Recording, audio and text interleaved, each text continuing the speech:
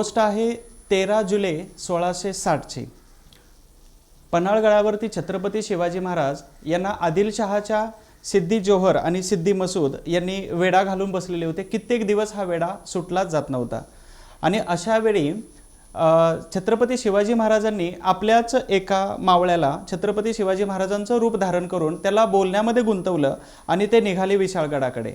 वाटेत होती पावनखिंड आणि त्या पावनखिंडीची जी लढाई आहे बाजीप्रभू देशपांडे या त्यांच्या प्रामाणिक मावळ्यांनी लढलेली आणि जवळपास 300 मावळ्यांना घेऊन 3000 मावळ्यांबरोबर सिद्दी मसूदच्या सैनिकांना तिथं अनेक तास खिळवत आणि थांबवत ठेवणारे हे बाजीप्रभू देशपांडे होते. आणि केवळ 300 सैनिकांना घेऊन 300 लोकांबरोबर संघर्ष करणे इम्पॉसिबल होतं. तरी पण महाराजांना सांगितलं की तुम्ही विशाळगडावरती पोहोचा आणि तिथं गेल्यानंतर फक्त एका तोफेचा आवाज द्या. त्यावेळी आम्ही सगळे मावळे राहिलेले जेवढे आहेत तर तेवढे आम्ही तुमची वाट मोकळी करून देतो आणि तुम्ही सुखरूप पोहोचले आहात. आणि स्वराज्याचा संस्थापक, स्वराज्याचे संरक्षक लाख मेले तरी चालतील पण लाखाचा पोशिंदा मेला नाही पाहिजे, लाखाचा पोशिंदा जिवंत राहिला पाहिजे. आणि त्याच्यासाठी अगदी हातामध्ये असणारी ढाल जरी तुटली तर त्यांनी अगदी डोक्याला जे कपडा किंवा पागोटं गुंडाळलेलं होतं हे काढून त्याच्या हाताची ढाल बनवली आणि सगळे वार हातावरती झेलत होते. बाजीप्रभू देशपांडे यांचं लढत असतानाचं एक वैशिष्ट्य आहे ते त्यांच्या बायोग्राफीमध्ये तुम्हाला खूप चांगल्या पद्धतीने वाचायला मिळेल. वैशिष्ट्य हे होतं की जेव्हा ते तलवार उचलायचे आणि ज्याच्यावरती तो घाव घातला जायचा तर तो व्यक्ती एकतर झोपला पाहिजे हे त्यांचं प्रथम टार्गेट होतं. आणि म्हणून जेव्हा त्यांच्या हातामधली ढाल तुटली सैनिकांनी सांगितलं की यांच्या जवळ जाऊन लढणं खूप मुश्किल आहे, सिद्दी मसूदला सांगितलं आणि म्हणून लांबूनच बाणाने त्यांचा भेद घेण्यात आला होता. दुसरी महत्त्वाची गोष्ट मावळे बाजीप्रभूंना सांगत होते की थोडंसं मागे सरका किंवा थोडंसं आराम करा किंवा तुम्हाला आरामाची गरज आहे. त्यावेळी बाजीप्रभू देशपांडे यांनी सांगितलं होतं की जा आणि यमाला सांगून दे की माझ्याकडे मरायला वेळ नाही. त्याचं कारण असं होतं की माझ्या कानावरती अजून तोफेचा आवाज आलेला नाही. कारण हे सांगायचा उद्देश हाच होता की 2 दिवसापूर्वी आपल्या ऑथराइज टेलिग्रामवरती तुम्हाला मोटिवेशन देण्यासाठी मी हे वाक्य टाकलेलं होतं. प्रेरणा मिळाली असेल नक्कीच तुम्हाला, पण या यूट्यूबच्या माध्यमातून तुम्हाला सांगतो की जशा पद्धतीनं बाजीप्रभू देशपांडेंनी सांगितले होते की जा आणि यमाला सांग की माझ्याकडे मरायला वेळ नाही, तशाच पद्धतीनं आज लिहून ठेवा की जोपर्यंत यादीमध्ये नाव येत नाही तोपर्यंत यामध्ये टिकून राहायचंय संयमाने आणि व्यवस्थित प्रामाणिकपणे अभ्यास करून. नमस्ते, मी सचिन गुळिक. तुम्हा सर्वांचं हिस्ट्री बाय सचिन गुळिक या यूट्यूबच्या सोशल मीडियाच्या प्लॅटफॉर्ममध्ये मी स्वागत करतोय. त्याचबरोबर आतापर्यंत आपण भाग 9 पर्यंत कंप्लीट केलेले होते, अतिसंभाव्य आणि परीक्षेला येणारे. परंतु आता महासंग्राम घेतोय. या महासंग्राम या 10 नंबरच्या भागामध्ये किमान 50 प्रश्न असतील आणि आय होप्स की या प्रश्नांच्या माध्यमातून, या प्रश्नांच्या विश्लेषणातून तुमच्यापर्यंत ॲज इट इज क्वेश्चन यायला पाहिजेत आणि तुम्हाला खूप सारी माहिती मिळायला पाहिजे. आणि इतिहासाच्या जेवढे प्रश्न येतात 15, तर या 15 प्रश्नांपैकी बरेच प्रश्न आपण जे घेतलेले आहेत तर याच्यापैकीच असायला पाहिजेत अशी मी अपेक्षा करतो. त्याचबरोबर बॅचमध्ये जे डिटेल्स घेतलेलं आहे अगदी 7-12 मी प्रत्येक घटकाचा त्यामध्ये शोधून काढलेला आहे, टाकलेला आहे, तर त्याच्या माध्यमातून तुम्हाला इतिहास खूपच सोपा जाणार आहे. गेला असेल आतापर्यंत, परीक्षेलाही चांगले मार्क मिळणार आहेत, याच्यासाठी शुभेच्छा असतीलच. परंतु या महासंग्रामामध्ये भाग नंबर 10 अतिसंभाव्य येणाऱ्या परीक्षेला प्रश्नांच्या या संग्रहामध्ये तुम्हा सर्वांचं मी स्वागत करतोय. आता यामध्ये थोडक्यात विश्लेषण आणि खूप सारे क्वेश्चन्स आपण घेतोय. विश्लेषणातून खूप सारी माहिती तुमच्यापर्यंत पोहोचवण्याचा प्रयत्न करतोय. फक्त सातत्य ठेवा. पहिली गोष्ट आहे की निगेटिव्ह शक्तींपासून दूर राहा. त्याच्यानंतर ज्ञान पागळणाऱ्या लोकांपासून आता या पिरियडमध्ये परीक्षेच्या कालावधीमध्ये खूप लांब राहा. त्याच्यानंतर तुम्हाला मानसिक असेल, शारीरिक असेल आणि अजून कोणत्याही प्रकारचा जर त्रास देणारे घटक असतील तर यांच्यापासून खूप लांब राहा. कारण का तर परीक्षेच्या कालावधीमध्ये या सगळ्या शक्ती ह्या आपल्याला डिस्टर्ब करण्यासाठी, डिस्ट्रॅक्ट करण्यासाठी आपल्यापर्यंत येत असतात. त्याच्यामुळे स्वतः अलिप्त राहा. मी म्हणतो क्वारंटाईन करून घ्या, मी म्हणतो काय तर आयसोलेट स्वतःला करून घ्या या कमी कालावधीमध्ये. आणि याच्यामध्ये तुमचा रिझल्ट येण्यासारखे दिवस असतात. हे खराब करणारे लोक जवळ आसपास यायला नको आहेत. म्हणजे काय असतं की त्या घरात सुद्धा पेढे गेलं पाहिजे ज्या घरामधून आवाज आला होता की तुम्ही नाही करू शकत आहे. आलं लक्षात? आणि म्हणूनच तिथपर्यंत तुमचे पेढे सक्सेसचे गेलेच पाहिजेत आणि त्याच लोकांनी तुमचा हार सुद्धा घालून सत्कारी केला पाहिजे, त्याच्यासाठी शुभेच्छा असतीलच. आपण पटकन वळण्याच्या अगोदर तुम्हाला सांगून देतो की हे तुम्हाला दिलेलं आहे. जयंती विशेषमध्ये खूप सारे व्हिडिओज टाकलेले आहेत. प्रत्येक व्यक्तीच्या जयंतीनिमित्त अतिसंभाव्य प्रश्नांचे तब्बल आपण 10 नंबरचा भाग घेतोय, 9 नंबरचे दिलेले आहेत. आणि IMP फॅक्ट बघा, खूप महत्त्वाचे आहेत हे 5 लेक्चर्स, 6 लेक्चर EMPC कट्टावरती 1 लेक्चर आहे. तर हे 6 लेक्चर्स बघा, खूप अननोन फॅक्ट त्यामध्ये टाकलेले आहेत. नक्की त्याचा तुम्हाला फायदा होणार आहे. आपण आता पहिल्या प्रश्नाकडे वळतोय. पहिला प्रश्न काय दिलेला आहे, तर देवबंद चळवळीने 1885 मध्ये स्थापन झालेल्या भारतीय राष्ट्रीय काँग्रेस बद्दल आपली खालीलपैकी कोणती प्रतिक्रिया व्यक्त केली होती. आता देवबंद चळवळ आहे, मग देवबंद चळवळ कशाशी संबंधित येते, तर मुस्लिम चळवळीशी संबंधित येते. म्हणजेच उठाव झाला होता कधीचा, 1857चा उठाव. आणि या 1857च्या उठावामध्ये इथं मुस्लिम समुदायाला काय केलं होतं, कारण इथं बादशाह होता आणि बादशाह असल्यामुळे मुस्लिम समुदायाला इंग्रज सरकारने टार्गेट केलेलं होतं. म्हणजे सांगायचा उद्देश काय होता, तर जवळपास 28,000 लोकांना, म्हणजे दिल्लीचं एकही झाड असं नव्हतं की ज्या झाडावरती मुस्लिम व्यक्तीचा मृतदेह नव्हता. ठीक आहे, मी लास्ट लेक्चरला पण सांगितलेलं होतं. म्हणूनच इथं मुस्लिम हे इंग्रजांकडून टार्गेट केले जात होते आणि त्यांच्या सुधारणांसाठी देवबंद चळवळ सुरू झाली होती. आणि जेव्हा काँग्रेसची स्थापना झाली होती 1885 ला डिसेंबरमध्ये, तर त्यांनी काय केलं होतं, तर इथं स्टेटमेंट दिलेलं आहे काँग्रेस ही मुसलमानांच्या विरोधात होती. दुसरं स्टेटमेंट आहे बहिष्कार घातला. तिसरं स्टेटमेंट आहे ही काँग्रेस ही उपयोगाची नाही. आणि चौथं स्टेटमेंट आहे स्वागत केलेलं आहे. तर देवबंद चळवळ यांनी ऍक्च्युली भारतीय राष्ट्रीय काँग्रेसच्या स्थापनेमध्ये पहिल्यांदा 2 मुस्लिम होते. ठीक आहे, आणि 2 मुस्लिम असले तरी त्यांनी काय केलं होतं, तर पहिल्यांदा बद्रुद्दीन तय्यबजी हे पहिले मुस्लिम व्यक्ती हे अध्यक्ष झालेले होते. यांच्यावरती सुद्धा प्रश्न येऊ शकतो. ठीक आहे, पहिले 2 व्यक्ती, त्याचबरोबर हे दुसरे बद्रुद्दीन तय्यबजी असतील. मग याचा अर्थ की देवबंद चळवळ यांनी काय केलेलं होतं, तर भारतीय राष्ट्रीय काँग्रेसचं स्वागत केलेलं होतं. म्हणून आपल्याला 4 नंबरचा पर्याय योग्य दिसून येतो. तर इथं असणारी देवबंद चळवळ, त्याचबरोबर मुस्लिम, शीख, दलित ह्या सगळ्या चळवळी आपल्याला काँग्रेसच्या बाबतीमध्ये कंपॅरेटिव्हली बघायच्या आहेत. तर हा पहिला प्रश्न कंप्लीट झाला. त्यानंतर दुसरा प्रश्न आलेला आहे की JB कृपलानी यांनी कोणत्या पक्षाची स्थापना केलेली होती. मग JB कृपलानी यांच्याबद्दल काय सांगता येऊ शकतं, तर भारतीय राष्ट्रीय काँग्रेसचं अधिवेशन याच्या निमित्ताने JB कृपलानी प्रसिद्ध आहेत. तर इथं अधिवेशन आहे 1946चं. 1946 मध्ये जेव्हा भारतीय राष्ट्रीय काँग्रेसचं अधिवेशन झालेलं होतं, तर 1946च्या डिसेंबर पासून 1947च्या डिसेंबर पर्यंत हे त्या काँग्रेसच्या अधिवेशनाचे अध्यक्ष राहिलेले होते. मग तुम्हाला प्रश्नात विचारतात की भारतीय स्वातंत्र्याच्या वेळी अधिवेशनाचे अध्यक्ष कोण होते, तर JB कृपलानी होते. आणि 1947 मध्ये, इथं 47च्या ऑगस्ट मध्ये भारताला स्वातंत्र्य मिळाले, तर हे तर डिसेंबर पर्यंत अध्यक्ष होते. आणि म्हणून स्वातंत्र्याच्या वेळी अध्यक्ष कोण होते, तर JB कृपलानी. तर यांनी कोणता पक्ष इथं स्थापन केला होता, हे मार्क्सवादाकडे जात नाहीत, किसान पार्टीकडे हे जात नाहीत. समाजवादी पार्टी ऑलरेडी दुसऱ्यांनी सुरू केलेली होती. मग इथं पर्याय कोणता राहतो, तर इथं किसान मजदूर संघ सुरू होतो. मग किसान मजदूर संघाची स्थापना कोणत्या वर्षी केली होती, 1951 मध्ये या JB कृपलानी यांनी किसान मजदूर प्रजा पार्टी याची स्थापना केलेली दिसून येते. तर JB कृपलानी 1947च्या दृष्टिकोनातून आपल्याला प्रश्नार्थक दृष्टिकोनातून खूप महत्त्वाचे व्यक्तिमत्व आहेत. डॉट यांनी साम्यवादी आणि मुक्त पाश्चात्य यांच्यातील मतभेदाचे वर्णन करण्यासाठी पोलादी पडदा म्हणजे आयर्न कर्टन ही संज्ञा सर्वप्रथम वापरलेली होती. तो कोणासाठी, तर साम्यवादी आणि मुक्त पाश्चात्य विचारवंत यांच्यातील मतभेदाचे वर्णन करण्यासाठी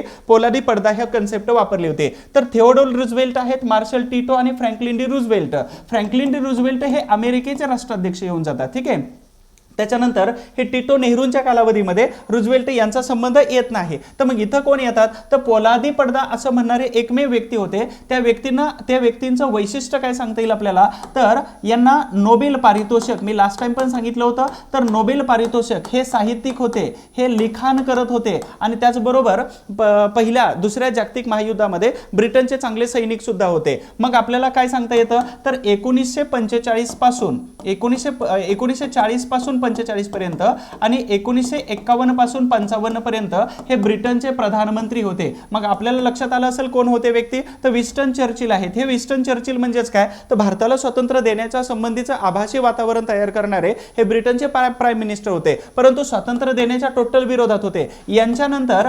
1945 मध्ये इथं मजूर पक्षाची सत्ता आली आणि मग कोण झाले होते, तर क्लेमंट ॲटली प्राईम मिनिस्टर झाले आणि त्यांनी भारताला 1947 मध्ये स्वातंत्र्य देण्याच्या वाटचाली सुरू केलेली केल्या होत्या. दुसरं, विन्स्टन चर्चिल हे एकमेव व्यक्ती असे आहेत, एकमेव पंतप्रधान असे आहेत की ज्यांना साहित्याचा नोबेल पारितोषिक इथं देण्यात आलेला होता आपल्याला. म्हणजेच इथं विन्स्टन चर्चिल या प्रश्नाचं उत्तर आपल्याला हे येऊन जातं. तर पोलादी पडदा, साम्यवादी आणि पाश्चात्य, मुक्त पाश्चात्य यांच्यामधील मतभेदाचं वर्णन करण्यासाठी आयर्न कर्टन ही कन्सेप्ट त्यांनी राबवलेली होती. फ्रँकलिन डी रूझवेल्ट आणि दुसरे व्यक्ती आहेत चांग काई शेक, आणि या दोघांनी काय केलं होतं, ब्रिटनवरती भारताची मदत मिळवण्यासाठी यांनी काय केलं होतं, या दोघांनी या विन्स्टन चर्चिलवरती दबाव आणला आणि मग 1942 मध्ये काय केलं होतं, क्रिप्स मिशन भारतात पाठवलं. त्याच्यामध्ये चांग काई शेक चायनाचे सरसेनापती आणि रूझवेल्ट यांनी विन्स्टन चर्चिलवरती दबाव आणला. मग भारतामध्ये आलं होतं 1942चं क्रिप्स मिशन. तर हे या प्रश्नाचं उत्तर आहे विन्स्टन चर्चिल. यानंतर एक छोटीशी सूचना आहे, या सगळ्या बॅचेस आहेत आपल्या ऍप्लिकेशनवरती. ऍप्लिकेशनची लिंक ऑलरेडी दिलेले आहे, हिस्ट्री बाय सचिन गुळिक. त्याच्यावरती जाऊन तुम्ही ऍप्लिकेशन डाउनलोड करा. खूप साऱ्या बॅचेस आहेत, पीडीएफ नोट्स आहेत, क्वेश्चन्स आहेत आणि डेली काय अपडेट आहे तर तिथं मिळून जाईल तुम्हाला. तर ह्या खूप साऱ्या बॅचेस आहेत, त्यांची नावं सांगत नाही. तर पुढील प्रश्न आहे, बॉम्बे असोसिएशनचे सन्माननीय अध्यक्ष म्हणून ... यांची निवड केलेली होती. तर कोण सन्माननीय अध्यक्ष? बघा, अध्यक्ष दोन होतात, कन्फ्युजन खूप मोठं असतं. तर अध्यक्ष दोन होतात म्हणजेच काय, तर एक असतं कार्यक्रमाचे अध्यक्ष आणि दुसरे असतात काय, तर परमनंट अध्यक्ष आणि कार्यक्रमाचे अध्यक्ष.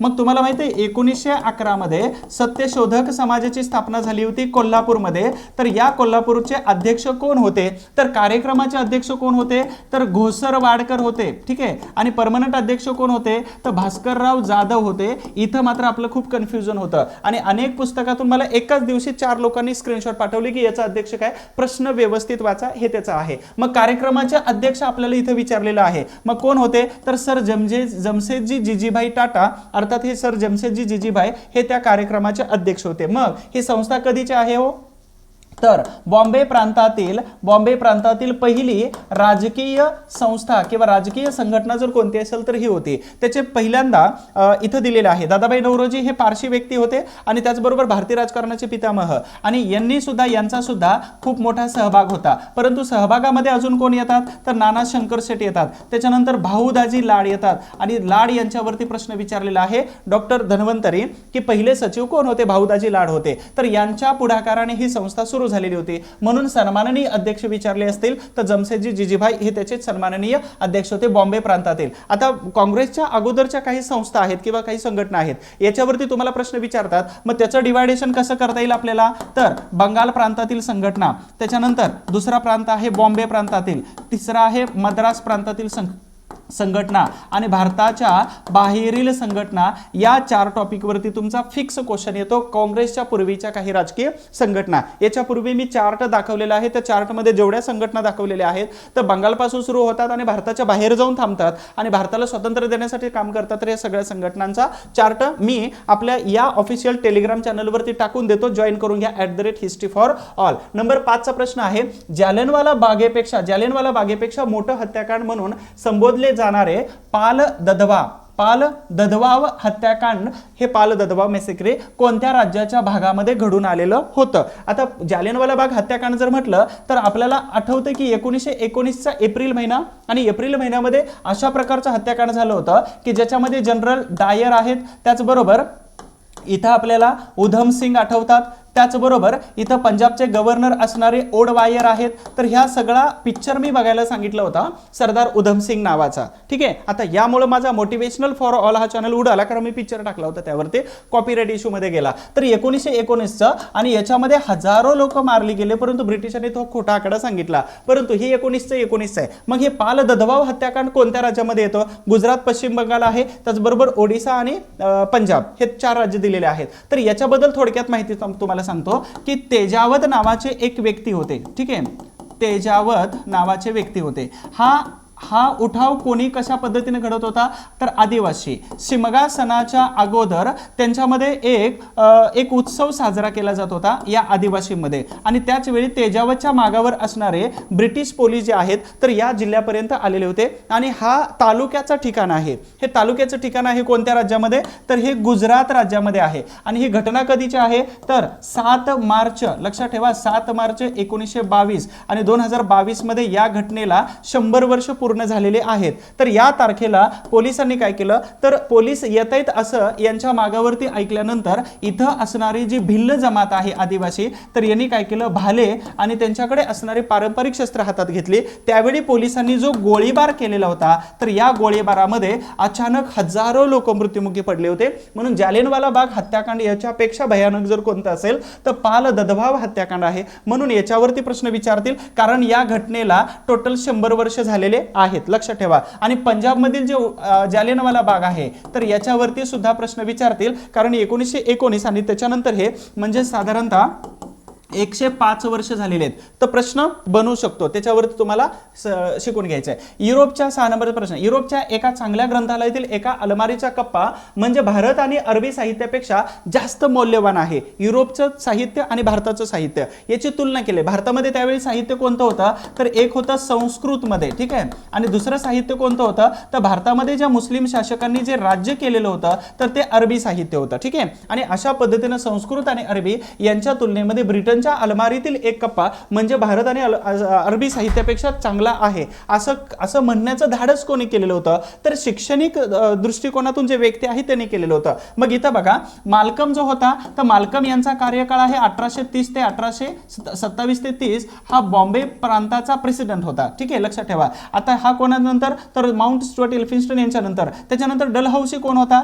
1848 पासून 1856 पर्यंत भारताचा तो गव्हर्नर जनरल होता. तर हे दोघं असे वाकडे तिकडे स्टेटमेंट करणार नाहीत. तर चार्ल्स वूड याला 1854 मध्ये या डलहौसीनं नेमणूक केली होती. पण याचा जो वूडचा खलिता किंवा the Magna carta of Indian education असं म्हटलं जातं, तर त्यानं चांगल्या फॅसिलिटी दिल्या होत्या. मग आगाव कोण होता, तर एकच व्यक्ती होता, तो म्हणजे लॉर्ड मेकॉले. याची नेमणूक 1835 मध्ये केली होती आणि यानं इंग्रजी भाषा भारतीय लोकांना द्यायचं असं सांगितलं. आणि याची नेमणूक कोणी केली होती, तर विल्यम बेंटिक यांनी केली होती. भारतामध्ये एज्युकेशन चांगलं देता येऊ शकतं. याच्यावरती टीका कोणी केली असेल, तर लॉर्ड कर्झन यांनी केली होती 1904-05 दरम्यान, की लॉर्ड मेकॉलेचा जो झिरपता सिद्धांत आहे तो टोटली चुकीचा आहे. त्याचबरोबर रॅले कमिशन नेमताना त्यांनी टीका केली. दुसरी महत्वाची टीका कोणी केली होती, तर महात्मा ज्योतिबा फुले यांनी केली. आणि ज्यांचा झिरपता सिद्धांत काय सांगतोय, तर हे वरच्या वर्गाला शिक्षण देते, खालच्या वर्गापर्यंत जाईल. महात्मा फुले म्हटले होते खालच्या वर्गापासून सुरुवात करा. तर लॉर्ड मेकॉले हे त्याचं उत्तर येऊन जातं. पुढचा प्रश्न आहे 7 नंबरचा,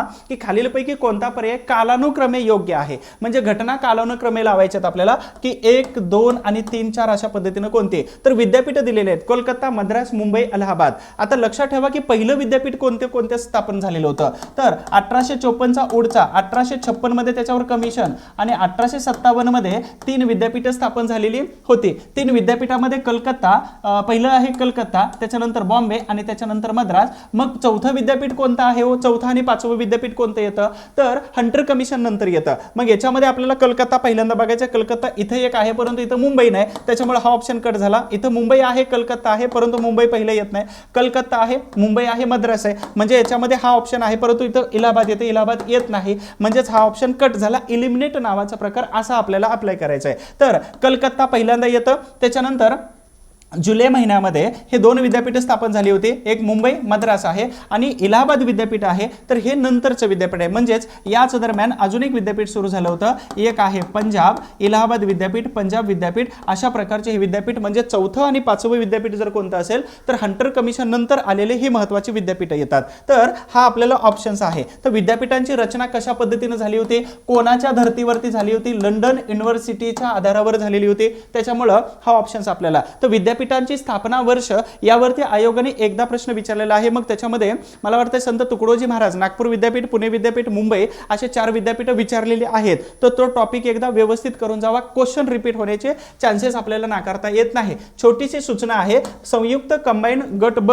याच्यासाठीची जी परीक्षा आहे 2024 साठीची, ही बॅच खूप सुंदर आहे, ते तुम्हाला मिळून जाणार आहे. दुसरं समाज सुधारकांची बॅच आहे. याच्यामध्ये खूप सारे समाज सुधारक खूप चांगल्या पद्धतीनं, म्हणजे अगदी सगळी जेवढी माहिती समाज सुधारकाची काढता येते तेवढी सगळी माहिती काढून यामध्ये टाकलेली आहे. तर तुम्ही सगळेजण ते बघू शकता ऍप्लिकेशन मध्ये जाऊन. 8 नंबरचा प्रश्न आहे, खालीलपैकी कोणत्या वृत्तपत्राने बातमीदार नेमण्याची प्रथा इथे सर्वप्रथम सुरू केलेली होती. आता बातमीदार सांगितलेले आहे. बातमीदार म्हणजेच काय प्रकार असतो, तर एक वेगवेगळे बातमी देणारी लोक असतात, वेगवेगळ्या एरियामध्ये जाऊन कुठं काय घडलं की ते पटकन बातमी लाईव्ह करून देतात. तर याचं महत्त्वाचं आहे, हे वर्तमानपत्र ठाणे या ठिकाणावरून सुरू केलं होतं. हे वर्तमानपत्र फडके नावाच्या एका व्यक्तीने सुरू केलं होतं. तर त्याचं उत्तर आपल्याला सांगता येतं अरुणोदय नावाचं वर्तमानपत्र आहे, जे ठाण्यामधून पहिलं वर्तमानपत्र सुरू झालेलं होतं. तर नेटिव्ह ओपिनियन, आता इंडियन नेटिव्ह ओपिनियन हे अगोदरचं वर्तमानपत्र आहे. त्याचबरोबर सुबोध पत्रिका हे प्रार्थना समाजाशी संबंधित असणारं वर्तमानपत्र आहे, आत्माराम तर्खडकरांचं वर्तमानपत्र आहे. त्यानंतर 1840 मध्ये इंदुप्रकाश सुरू झालेलं होतं. अशा पद्धतीनं हे नेटिव्ह ओपिनियन, इंदुप्रकाश, सुबोध पत्रिका हे वर्तमानपत्रांचा गट वेगळा येऊन जातो. त्यानंतर पुढील महत्त्वाचं आहे, पुढीलपैकी कोणते वृत्तपत्र हे महाराष्ट्राचं पहिलं दैनिक झालेलं होतं, यावरती तुमचा प्रश्न विचारला जाऊ शकतो. तर महाराष्ट्राचं पहिलं दैनिक वर्तमानपत्र कोणतं आहे, तर दर्पण हे 1832 मध्ये सुरू झालं. पण महाराष्ट्रातील पहिलं वर्तमानपत्र कोणतं असेल, तर मुंबईमध्ये लाल कलरची बिल्डिंग आहे, मुंबई समाचार नावाचं वर्तमानपत्र आहे. तर हे वर्तमानपत्र अर्थातच दर्पण हे पहिलं दैनिक आहे, परंतु पहिलं वर्तमानपत्र जर कोणतं असेल मराठीतलं तर मुंबई समाचार आहे, परंतु दर्पण हे पहिलं दैनिक आहे. ठीक आहे, हे पण लक्षात ठेवा. आता दर्पण कोणी, तर बाळशास्त्री जांभेकरांनी सुरू केलेलं वर्तमानपत्र होतं. ते वर्तमानपत्र काही दिवसानंतर म्हणजे 1840 दरम्यान बंद पडलं, त्याच्यानंतर दिग्दर्शन वगैरे सुरू केलं होतं. तर अशा पद्धतीने हे वर्तमानपत्राचा ग्रुप येतो. ह्या सगळ्या बॅचेसची न्यूज आहे. त्यानंतर पुढील प्रश्न आहे काय, तर इथं जहाल मताचे होते, ते जहाल मताचे होते. स्टेटमेंट दिलेलं आहे, वसाहतवाद विरोधाचे ते आद्य प्रवर्तक होते. बॉम्बे गॅझेट मधून एक हिंदू या नावाने ते लिखाण करत होते. तर आपल्याला काय करायचं, एक हिंदू, ते जहाल विचारमतवादी होते. त्याबरोबर ऑप्शन दिलेले आत्माराम तर्खडकर, कृष्णशास्त्री चिपळूणकर, अरविंद घोष आणि भास्कर तर्खडकर. आता एक हिंदू या नावाने हे दोघं तर लिखाण करू शकत नाहीत. दुसरी गोष्ट, अरविंद घोष पण लिखाण करू शकत नाहीत. बरं, ज्यांना दोन बंधूंना, मग दोन बंधू याच्यापैकी कोणते येऊन जातात, तर हे दोन बंधू म्हणजेच कोणते आहेत, तर आत्माराम आणि दादोबा ह्या दोघांनी इंग्रज सरकारला काय सांगितलं होतं की इंग्रजी राजवट ही भारतासाठी फायद्याची आहे. परंतु एक व्यक्ती अशी भास्कर तर्खडकर, तर हे टोटली विरोधामध्ये बोलत होते आणि यांना इंग्रजी राजवट ही आपल्यासाठी अपशकुनी आहे, आपल्यासाठी खूप वाईट गोष्ट आहे असं ते त्यांना वाटत होतं. म्हणूनच ते दहशतवादी विरोधी विचारांचे होते, आद्य प्रवर्तक म्हटलं जातं आणि बॉम्बे याच्यामध्ये एक हिंदू या नावाने लिखाण करत होते. अर्थातच यांचा 1867 मध्ये जेव्हा प्रार्थना समाज सुरू झाला, तर या प्रार्थना समाजाच्या वेळी मुंबईमध्ये कोण कोण हजर होतं, तर तर्खडकर बंधू म्हणजे तिघं तर्खडकर बंधू हजर होते. त्यामध्ये भास्कर तर्खडकर हे एकमेव येऊन जातात. त्यानंतर पुढील प्रश्न आहे, इथं खूप महत्वाचा आहे, त्यांनी विभक्त कुटुंब पद्धतीचा आग्रह केला होता. त्याच्यानंतर बालविवाहाच्या प्रथेवर हल्ला करत असताना त्यांनी सुधारक नावाच्या वर्तमानपत्रामध्ये असं स्टेटमेंट केलं होतं की बालविधवांपेक्षा सती बरी असा लेख लिहिला होता. कारण बालविधवांचं जे दुःख आहे, तर यांनी त्याच्यापेक्षाही सती प्रथा बरी आहे असं स्टेटमेंट केलं होतं. मग तुम्हाला प्रश्नाचं उत्तर एका वाक्यावरून कळायला पाहिजे की सुधारक मध्ये कोण लिहित होतं किंवा सुधारक नावाचं वर्तमानपत्र हे खालीलपैकी कोणाचं होतं. तर महत्वाचं आहे, केसरी वर्तमानपत्र आणि मराठा, केसरीचे पहिलं संपादक होते तेच, ठीक आहे, आणि मराठाचे कोण होते, तर लोकमान्य टिळक होते. आणि अशा परिस्थितीमध्ये इथं वाद निर्माण झाल्यानंतर त्यांनी 1887 ला बाहेर पडले आणि नंतर त्यांनी वर्तमानपत्र सुरू केलं होतं, ते म्हणजे सुधारक, आणि हे दसरा या सणाच्या दिवशी सुरू केलेलं होतं. मग कोण असतील, तर गो आगरकर हे व्यक्ती होते की ज्यांनी इथं बालविवाहापेक्षा सती प्रथा बरी आहे असं सांगितलेलं होतं. दुसरं, विभक्त कुटुंब पद्धतीचा त्यांचा आग्रह होता. कारण का, तर ही अर्थशास्त्राची कन्सेप्ट आहे की इन्कम असेल तर याच्यामध्ये खूप मोठा फरक पडतो, म्हणून विभक्त कुटुंब पद्धतीचा आग्रह ते करत होते. त्याचबरोबर बालविवाहाच्या प्रथेवर ते हल्ला करत असताना त्यांनी बालविवाहापेक्षा सती बरी आहे असं सांगितलं होतं. मग यांना जेव्हा 119 दिवसाची शिक्षा झाली, तर चांगले वागले म्हणून 19 दिवस वजा केले, 120 दिवसाची शिक्षा झाली, चांगले वागणे म्हणून 19 दिवस वजा केले, राहिले 101 दिवस. मग यांनी एक पुस्तक लिहिलं, डोंगरीच्या तुरुंगातील आमचे 101 दिवस. तर यांच्यावरती प्रश्न विचारतात. अभ्यासातील अजून काही अडचणी असतील ते या नंबरवरती तुम्ही फोन करून विचारू शकता. पुढील नंबर 12चा प्रश्न आहे, आर्य समाजाबद्दल चुकीचे विधान ओळखा. आर्य समाजाबद्दल चुकीचे विधान ओळखा. तर इथं काय सांगितलेले चुकीचे विधान आपल्याला ओळखायचं आहे, देवाच्या प्राप्तीसाठी मध्यस्थांची गरज नाही, तर हे आर्य समाजाचं बरोबर विधान आहे. त्याच्यानंतर दुसरं, धर्म मानवनिर्मित आहेत. तर हे धर्म मानवनिर्मित हे जे स्टेटमेंट आहे, तर हे टोटल चुकीचे स्टेटमेंट आपल्याला वाटून जातं. दुसरं, जातीभेद नष्ट केला पाहिजे, याचा आणि आर्य समाजाचा काहीही देणं घेणं नव्हतं, कारण बॅक टू वेदास अशाच पद्धतीने त्यांची एक फिलॉसॉफी होती. म्हणजे इथं स्वामी दयानंद सरस्वती यांची फिलॉसॉफी बॅक टू वेदास म्हणजे अस्पृश्यांना सुद्धा वेद वाचायला दिले पाहिजेत हे मत होतं, परंतु त्यांनी ती पहिली जी ट्रेडिशन होती ते ॲज इट इज ठेवलेली होती. म्हणून सर्व धर्म मानव निर्मित आहेत हे स्टेटमेंट मात्र चुकीचे आहे, बाकी सगळेच बरोबर आहेत. त्यानंतर पुढील आहे, यांनी बुद्धिबळाच्या खेळात असामान्य प्रभुत्व मिळवलेलं होतं, वर्णन आहे व्यक्तीचं. त्यानंतर एल्फिन्स्टन इन्स्टिट्यूटमध्ये विज्ञानाचे शिक्षक म्हणून ते काम करत होते. त्यानंतर बॉम्बे असोसिएशनचे चिटणीस होते. चिटणीस म्हणजेच काय तर पहिले सचिव असं म्हटलं जातं किंवा सरचिटणीस असं म्हटलं जातं. त्यानंतर त्यांनी कागदाच्या निर्मितीसाठी the Bombay paper manufacturing company सुरू केलेली होती. तर हे वयाच्या शेवटच्या काही वर्षामध्ये एका पारशी व्यक्तीबरोबर त्यांनी सुरू केलेली ही Bombay paper mill manufacturing company होते. तर इथं काय सांगितलं, बुद्धिबळाच्या खेळामध्ये असामान्य. आता याच्यावरून आपल्याला ओळखून येतं की इथं स्टेटमेंट जे केलेलं आहे तर हे भाऊ दाजी लाड यांच्याबद्दल केलेलं आहे. आता भाऊ दाजी लाड यांचं म्हटलं तर 1845 मध्ये ग्रँड मेडिकल कॉलेज याच्यामधून बाहेर पडणारी जी पहिली बॅच होती तर त्याच्यामध्ये पहिल्यांदा हे डॉक्टर झाले होते आत्माराम पांडुरंग तर्खडकर हे, आणि अजून एक व्यक्ती होते सावंत म्हणून. हे 3 व्यक्ती महत्त्वाच्या पहिल्या डॉक्टर होत्या. त्याबरोबर बॉम्बे असोसिएशन बरोबर कामाला होत्या. इंडियन असोसिएशनचे बॉम्बे बॉम्बे शाखेचे ते अध्यक्ष राहिलेले होते दादाबाई नौरोजींच्या. म्हणून यांनी कुष्ठरोगावरती खरोष्टी या बियांपासून औषध बनवलं आणि त्याच्यामुळे त्यांना धन्वंतरी म्हटलं. जगातल्या अनेक सायंटिस्ट सोसायटीचे मानद सदस्य भाऊदाजी लाड होते. आता यांनीच काय केलं होतं, मुंबईमध्ये संग्रहालयांसाठी निधी गोळा केला, म्हणून त्या संग्रहालयाचं नाव 1975 मध्ये भाऊदाजी लाड केलं. त्याचे फोटो खूप सुंदर आहेत. संग्रहालयाला गेला की फोटो पाठवा मला नक्की कोणी असेल मुंबईमधून. तर पुढचा आहे 14 नंबरचा, ब्राह्मणांचे कसं महात्मा फुलेंच्या पुस्तकाला कोणी प्रस्तावना दिलेली होती तर यांचा संबंध येत नाही, लोकहितवादींचा संबंध येत नाही. न्यायमूर्ती रानडे सोबत येतात परंतु त्यांच्यावरती टीका करत होते. मग येतात राहिले कोण तर बाबा पदमनजी राहिले. तर बाबा पदमनजी यांनी एक नाव दिलं होतं सत्यशोधक समाज, आणि महात्मा फुलेंना सत्यशोधक समाज अर्थात सत्यशोधक सभा ही त्यांनी सुरू केलेलं होतं. ठीक आहे, सत्यशोधक. परंतु सत्यशोधक समाज हे नाव कोणाला मिळालं, महात्मा फुलेंकडून कोणाकडून मिळालं, महात्मा फुलेंना तर बाबा पदमनजी यांच्याकडून मिळालेलं होतं. तर हे ब्राह्मणांचं कसं हे जे पुस्तक आहे तर 1869 मध्ये लिहिलेलं होतं की ब्राह्मण समुदाय शेतकरी असेल किंवा बहुजन यांच्यावरती अन्याय अत्याचार कशा पद्धतीने करतात. कोणत्या समाज सुधारकाने सिमगासनावर टीका करताना 5 जणांचा हंगाम हा लेख लिहिला होता. प्रश्न ऑलरेडी बऱ्याच वेळा येण्याची शक्यता आहे आहेत आणि काही प्रश्न आलेले आहेत. अनावधानाने बोलण्याच्या ओघामध्ये एखाद्या प्रश्नाचं उत्तर खालीवर इकडे तिकडे जर झालं तर कमेंट बॉक्स मध्ये सांगून द्या म्हणजे मला चेक करता येऊ शकतं. चला, तर 5 जणांचा हंगाम हा लेख खालीलपैकी कोणी लिहिलेला होता तर ज्याने आपली स्वतःची प्रेत यात्रा पाहिलेली होती असे व्यक्ती आहेत ज्यांनी प्रेत यात्रा पाहिली होती, आणि ह्या जोशी यांनी प्रेत यात्रा त्यांची काढलेली होती. तो कोण होते, गोपाळ गणेश आगरकर यांनी ही प्रेत यात्रा स्वतःची पाहिली होती आणि स्वतःच्या प्रेत यात्रेसाठी शेवटी 20 रुपये सुद्धा काढून ठेवले होते बाजूला, परत आपल्याला मिळतील की नाही म्हणून यांनी काय केलं, सिमगासनावरती टीका केली होती. आणि यांना मग प्रबोधनकार ठाकरे जे असतील तर यांनी काय केलं होतं, वेगवेगळ्या प्रकारे यांना सपोर्ट केलेलं दिसून येतं. पुढील प्रश्न आहे, कोणत्या ठिकाणी भारतीय काँग्रेसची सर्वाधिक अधिवेशनं झालेली होती. 4 लोकेशन आहे, मुंबई, कलकत्ता, मद्रास आणि दिल्ली. बघा लक्षात ठेवा, कलकत्ता या ठिकाणी 10 अधिवेशनं झाली होती, मुंबई या ठिकाणी 6 अधिवेशनं झाली होती आणि मद्रास या ठिकाणी किती 7 अधिवेशनं झाली होती. आता दिल्लीला 2-3 अधिवेशनं फक्त झालेली होती. म्हणून सर्वात महत्त्वाचं की 1886 पासून जे सुरू होतं ते कंटिन्यू आपल्याला कुठपर्यंत 1947 पर्यंत जर बघितलं तर कलकत्त्यामध्ये सर्वात जास्त अधिवेशनं इथं झालेली होती. मुंबईमध्ये 6 अधिवेशनं, मद्रासमध्ये 7 अधिवेशनं. तर हे अधिवेशनांचे आपल्याला हे महत्त्वाचं टॉपिक आहे. तर भारतीय राष्ट्रीय काँग्रेस याच्याबद्दल तुम्हाला प्रश्न कुठं कसा येऊ शकतो तर टॉपिक सांगतो तुम्हाला, अध्यक्ष कोण कोण होतं, ठीक आहे, त्याच्यानंतर ठिकाण कोणतं आहे, त्याच्यानंतर वर्ष कोणतं आहे, त्यानंतर प्रश्न येतो ठराव कोणता आहे. तर एवढ्यावरती आयोगाचे प्रश्न तुम्हाला 100% येण्याचे चान्सेस आहेत, नाकारता येत नाही, परीक्षेला येऊ शकतात प्रश्न.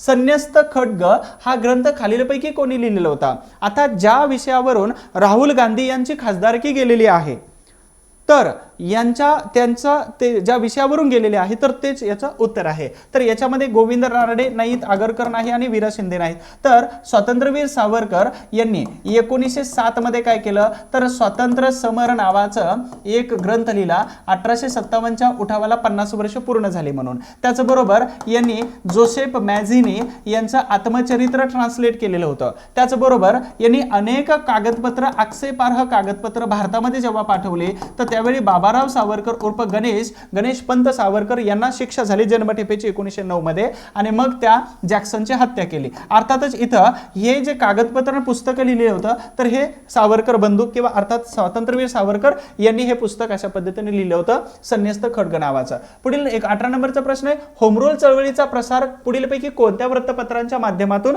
केलेला दिसून येतो? तर होम रूल चळवळ ऍक्च्युअली कधीची आहे तर हे चळवळीचे पायाभरणी आयर्लंड मधून झालेली होती. प्रेरणा कुठून घेतली तर आयर्लंड मधून घेतली. तुम्हाला प्रश्न इथं विचारला जातो. दुसरी गोष्ट, एप्रिल 1916 मध्ये लोकमान्य टिळकांनी बेळगाव या ठिकाणावरून होम रूल लीग सुरू केलेली होती आणि जोसेफ बाप्टिस्टा हे त्याचे अध्यक्ष राहिलेले होते. ठीक आहे, महात्मा गांधीजी नंतर अध्यक्ष झाले होते 20 मध्ये. त्याच्यानंतर सप्टेंबर 1916 मध्ये ॲनी बेझंट यांनी मद्रास या ठिकाणावरून ही चळवळ सुरू केलेली होती आणि मग अशा पद्धतीनं दोन्ही चळवळी जर 1916 मध्ये सुरू झालेल्या असतील तर हरिजन नावाचं वर्तमानपत्र जे 1932 पुणे करारानंतर झालेलं आहे तर हा ऑप्शन येणार नाही. स्वराज्य हे वर्तमानपत्र नंतर सुरू झालेलं 1920 नंतर तर हे पण येणार नाही. म्हणजे राहिले दोन कोणते तर 1915 मध्ये सुरू झालेलं न्यू इंडिया आणि 1885 नंतर म्हणजेच खूप वर्षा अगोदर परत त्याला रिन्यू करणारे कॉमनवेल्थ म्हणजेच ए आणि बी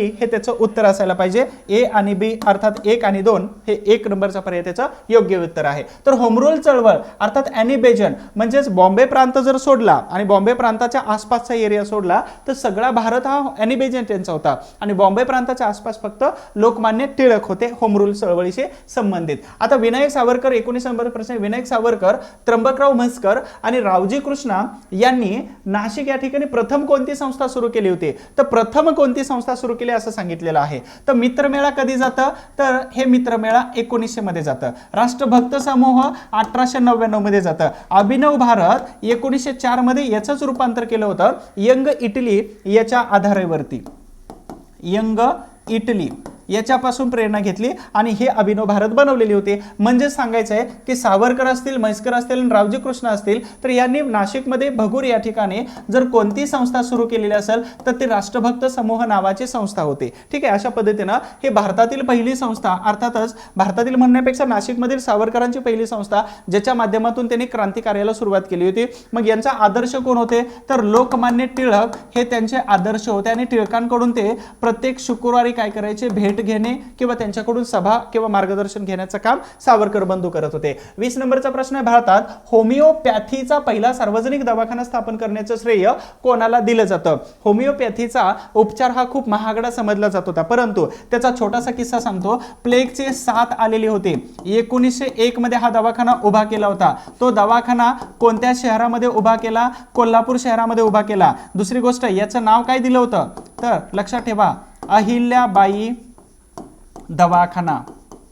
ओके, अहिल्याबाई दवाखाना. मग तुम्हाला लक्षात आलं असेल उत्तर काय आहे तर छत्रपती शाहू महाराज यांनी प्लेगच्या साथीमध्ये अजूनही कोल्हापूर महानगरपालिकेच्या ताब्यात आहे आणि विशेष म्हणजे अजूनही त्या दवाखान्यामध्ये 5 रुपये तिथं घेतले जातात केस पेपर काढण्याच्या. 5 रुपयामध्ये तुम्हाला तिथं चांगला उपचार दिला जातो. दुसरी महत्वाची गोष्ट आहे, कोल्हापूरकर तिथं गेल्यानंतर फोटो काढा मला पाठव. दुसरी महत्वाची गोष्ट, कोल्हापूरमध्ये जनजागृती झाली पाहिजे की या दवाखान्याचं परत एकदा नवीन रूपांतर झालं पाहिजे, चांगल्या पद्धतीने जतन करून ठेवता आला पाहिजे. तर होमिओपॅथीचा पहिला सार्वजनिक दवाखाना शाहू महाराजांनी सुरू केला होता. पुढील प्रश्न आहे कोणता? खूप महत्त्वाचा क्वेश्चन आहे. ठीक आहे, बघूया. तर 1918 मध्ये प्रश्न इथं बनलेला आहे, 3 वेळा अजून येऊ शकतो. वीरा शिंदे यांनी मुंबईमध्ये भरवलेल्या अखिल भारतीय, कुठं भरवलेल्या? मुंबईमध्ये भरवलेल्या अखिल भारतीय अस्पृश्यता निवारण परिषदेचे अध्यक्ष कोण होते? वीरा शिंदे यांनी मुंबईला एक भरवली, त्याच्यानंतर दुसरी भरवली कुठं? नागपूरला भरवली, त्याच्या अगोदर भरवली पुणे. अशा 3 परिषदा वीरा शिंदे यांनी भरवलेल्या होत्या. मग मुंबईमध्ये जे भरवली होती तर तिचं वर्ष आहे 1918, नागपूरला भरवली 1920, पुण्यात भरवली 1912, 1909 ची होती, 1912 ला भरवली. भांडारकर अध्यक्ष होते. मुंबईमध्ये सयाजीराव गायकवाड होते. नागपूरला महात्मा गांधीजी होते. आंबेडकरांनी जेव्हा भरवली तर त्याचे अध्यक्ष होते छत्रपती शाहू महाराज. मग याचं उत्तर काय जातं? महाराज सयाजीराव गायकवाड याचा किस्सा काय सांगू. कोल्हापूरचे जे छात्र जगद्गुरू होते तर त्यांनी विराज शिंदेने सांगितले की टिळकांसोबत तुम्ही चर्चा करा आणि अस्पृश्यता निवारण परिषद भरवा. आणि टिळक चालले होते कुठं तर व्हॅलेंटाईन चिरोलच्या विरोधामध्ये खटला लढवण्यासाठी. टिळक आले, सही केली नाही फक्त की आम्ही अस्पृश्यता नष्ट करण्यासाठी. टिळक आले, भाषण ठोकलं चांगलं आणि निघून गेले सही न करता. आलं लक्षात. तर ही परिषद आहे, ही सयाजीराव महाराज गायकवाड हे त्या परिषदेचे अध्यक्ष झालेले होते. सगळं सांगितलं. इथं मात्र 100% क्वेश्चन आलेला आहे आणि क्वेश्चन येऊ शकतो. 3 वेळा सांगितले क्वेश्चन येऊ शकतो. दोन्ही परीक्षेला क्वेश्चन आलेले आहेत. आता तिसरी वेळ सुद्धा प्रश्न येऊ शकतो, करून जा. आता किंग्सफोर्डचं नाव काय आहे. डग्लस किंग्सफोर्ड या हल्ला कटामध्ये अटक करण्यात आलेला अरविंद घोष तर यांचं वकीलपत्र खालीलपैकी कोणी घेतलेलं होतं. लोकमान्य टिळक वकील थोडी होते, तेज बहादूर सप्रू वकील होते, परंतु ते तिकडे कशाला जातील ते. त्यानंतर इथं मोहम्मद अली जिना, तर हे हल्ला कधीचा आहे 1908चा आहे आणि त्यावेळी मोहम्मद अली जिना हे जास्त ऍक्टिव्ह नव्हते. तर ऍक्टिव्ह कोण होते, चित्तरंजन दास होते. आता हा डग्लस किंग्सफोर्ड कोण होता तर लक्षात ठेवा, कलकत्त्याचा हा मॅजिस्ट्रेट होता आणि त्यांनी काय केलं होतं 1905 मध्ये अनुशीलन समिती जी आहे, अनुशीलन समिती आणि त्याचबरोबर युगांतर नावाचं वर्तमानपत्र, तर यांच्या असणाऱ्या क्रांतिकारकांना शिक्षा दिलेल्या होत्या आणि शिक्षा दिल्या म्हणून काय केलं होतं तर इथं दोघांवरती जबाबदारी दिली. त्याच्यामध्ये एक होते प्रफुल्ल चाकी आणि दुसरे कोण होते तर खुदीराम बोस होते. तर यांनी काय केलं, याची ट्रान्सफर झाली, कलकत्त्यावर ट्रान्सफर झाली कुठं, मुजफ्फरपूरला ट्रान्सफर झाली आणि ट्रान्सफर होत असतानाच त्याला कुठं तर क्लबमध्ये गाठायचं आणि म्हणून या दोघांनी काय केलं तर क्लबमध्ये गाठण्याचा प्रयत्न केला. इथं मुजफ्फरपूरला गेले, त्या दोघांनी नावं धारण केलेली होती. एकाने नाव धारण केलं होतं काय तर एकाने सरकार नाव धारण केलं, दुसऱ्यानं हरेन असं नाव धारण केलं. ठीक आहे. आणि हे 2 नावं धारण करून यांनी काय केलं याच्यावर पाळत ठेवली आणि तिथं असणाऱ्या बॅरिस्टर पिंगल केनेडी यांची बायको आणि मुलगी मारली गेली, परंतु किंग्सफोर्ड जगला. आता प्रफुल्ल चाकी जे होते तर यांनी काय केलं, संशय घेतला म्हणून यानं रेल्वे स्टेशनवरती स्वतःवर गोळी मारून घेतली. इंग्रज सरकार एवढं क्रूर होतं की त्याचं डोकं कापून, एक संदर्भ वाचण्यात आला, डोकं कापून इंग्रज सरकारला दाखवलं की हे आहेत प्रफुल्ल चाकी, हेच आहेत का चेक करा. एक संदर्भ वाचण्यात आला होता. आता सांगता येणार ना नाव कोणतं होतं. आणि खुदीराम बोस यांना अटक झाली. भारतात सर्वात कमी वयात फासावर गेणारे कोण असतील तर खुदीराम बोस होते. त्याच्यानंतर तिथं धोतर घालू लागले. खुदीराम बोस यांची राख घेण्यासाठी तिथं एवढी गर्दी जमली की लोकांनी राख गोळा केली, कागदामध्ये गुंडाळून ठेवली आणि लोकांनी काय केलं तर त्याच्या छोट्याच्या पुड्या बनवून मुलांच्या गळ्यामध्ये बांधल्या, ताईत म्हणून बांधल्या होत्या आणि पोरं धोतर घालून त्या धोतराच्या काठावरती लिहिलं जायचं खुदीराम बोस. म्हणजे एवढी प्रेरणा तिथं खुदीराम बोस यांच्या नावाची होती. ही स्टोरी थोडीशी भारी वाटते सांगायला, पूर्ण डिटेल्स लेक्चरमध्ये सांगेल एखाद दिवशी. तर चित्तरंजन दास यांनी काय केलं तर युगांतरचे अर्थात अनुशीलन समितीचे क्रांतिकारक अरविंद घोष यांची केस लढण्यासाठी तिथं वकीलपत्र घेतलेलं होतं. पुढचा 23 नंबरचा प्रश्न आहे. श्रीपाद अमर डांगे, शौकत उस्मानी, मुजफ्फर अहमद, नलिनी गुप्ता यांना ज्या खटल्यामध्ये 4 वर्षाच्या कारावासाची शिक्षा झाली तो खटला खालीलपैकी कोणता. तर या सगळ्यांनी काय केलं होतं 1924 ची गोष्ट आहे. हा खटला कधीचा आहे 1924चा आहे. दिसत असेल तुम्हाला सगळ्यांना. हा 1924चा खटला आहे आणि तो खटला मिरत खटला कधीचा आहे 1928चा आहे, 1929 आहे. त्याच्यानंतर हा खटला 1925चा आहे, हा खटला 1924चा आहे. तर याला काय म्हटलं जातं, कानपूर बोल्शेविक कट या नावाने ओळखलं जातं. आणि हे सगळे कोण होते तर मार्क्सवादी व्यक्ती होते, मार्क्सवादी व्यक्ती. आणि यांच्या कटाला असं म्हटलं जातं की कानपूर बोल्शेविक कट असं म्हटलं जातं. 1924 आहे कानपूरचा, म्हणून याचं उत्तर काय सांगता येईल आपल्याला तर कानपूर कट खटला आहे. तर वेगवेगळे कट खटले आहेत, पण ढाक्यापासून दिल्लीपर्यंत, लाहोरपासून वेगवेगळे. त्याच्यावरती 100% एक प्रश्न तरी बनतो. पुढील प्रश्न आहे प्रतियोगिता सहकार पक्षाचे अध्यक्ष कोण होते. तर लक्षात ठेवा 1923 मध्ये स्वराज्य पार्टी बनलेली होती, त्याच्यामध्ये खूप फटाफूट पडत होती आणि म्हणून 1926 ला काय केलं होतं तर 1926 ला बॅरिस्टर जयकर यांनी काय केलं तर अशा प्रकारे प्रतियोगिता सहकार पक्षाची स्थापना केली. मग स्वराज्य पार्टीमधून जे बाहेर आलेले होते तर त्या लोकांनी काय केलं जयकरांच्या प्रतियोगिता सहकार पक्षामध्ये. मग याच्यामध्ये सर्वात महत्त्वाचे एक व्यक्ती जातात कोण तर भास्करराव जाधव सुद्धा याच्यामध्ये होते, अण्णासाहेब लट्टेन सारखे व्यक्ती याच्यामध्ये होते. पुढील प्रश्न प्रसिद्ध विचारवंत आणि तत्वज्ञ तर्कतीर्थ लक्ष्मण शास्त्री जोशी यांनी भारतीय प्रबोधनाची चर्चा करताना आपल्या लेखामध्ये महाराष्ट्रातील ... यांची तुलना युरोपातील धर्मसुधारणा चळवळीशी केलेली होती. मग राष्ट्रीय काँग्रेस येत नाही, 1885 चे आहे. आदिवासी चळवळ पहिल्यापासून सुरू झाली होती. भक्ती चळवळ ही 1200 पासून होती, ते येणार नाही. ब्राह्मणेतर चळवळ मात्र 1917 पासून इथं मॉन्टेग्यू आला तेव्हापासून सुरू झाली, म्हणजे याचे ब्राह्मणेतर चळवळीची केलेली होती.